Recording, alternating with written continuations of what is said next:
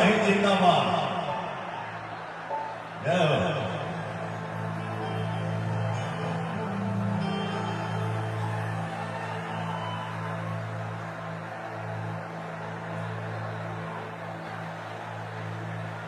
भगवान श्री राम की तरफ से ये भाव है भैया, क्या भाव है? मुझे उम्मीद है कि भजन आप लोग सुने होंगे।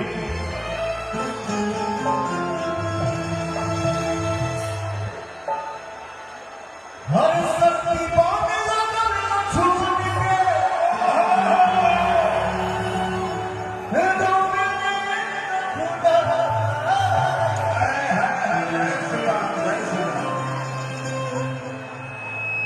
शक्ति पाने लगा छूट के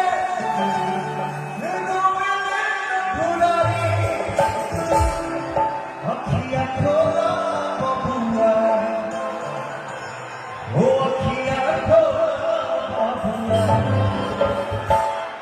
बोलब के छोटका भाई, अखिया खोला बबुआ, बोलब के छोटका भाई, अखिया खोला बबुआ।